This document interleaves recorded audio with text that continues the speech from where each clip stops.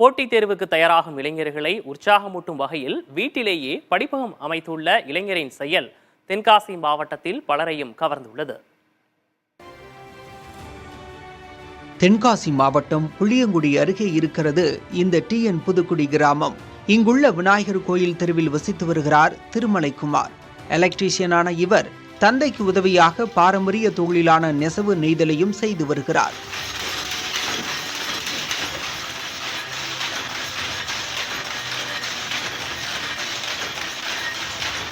பத்தாவது வரை மட்டுமே படித்த திருமலைக்குமார் சிறு வயதில் இறையன்புவின் பேச்சுகளை தொலைக்காட்சியில் உன்னிப்பாக கேட்டு வந்துள்ளார்.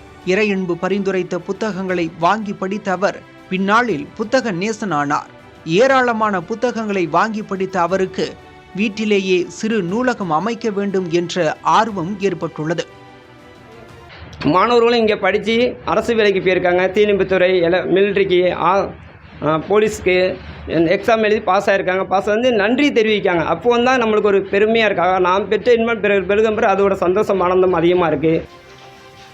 மொட்டை மாடியில் நூலகம் அமைத்த அவருக்கு நூலகத்திற்கு வரும் பெண் தோழர் ஒருவர் மூலம் பொருளாதார உதவி கிட்டியுள்ளது.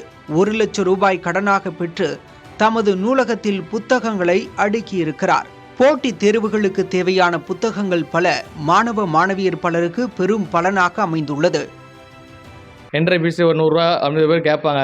இங்கே எதுவுமே கிடையாது, எல்லாமே ஃப்ரீ தான். என்ட்ரி ஃபீஸ் எதுவுமே கிடையாது. இதுக்கு முன்னாடி ஃபஸ்ட்டு ஒரு நூலகம் தான் இருந்தது, அது பஸ் ஸ்டாண்டு கிட்ட இருந்துச்சு.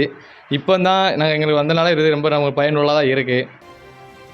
திருமலைக்குமார் நூலகத்திலிருந்து எடுத்துச் செல்லப்பட்ட சில புத்தகங்கள் திரும்ப வராத நிலையில் அறிவைத்தானே எடுத்துச் சென்றுள்ளனர் என ஆனந்தப்பட்டுக் கொள்கிறார் அவர். புதிய தலைமுறைக்காக சங்கரன் கோவில் செய்தியாளர் டேவிட்.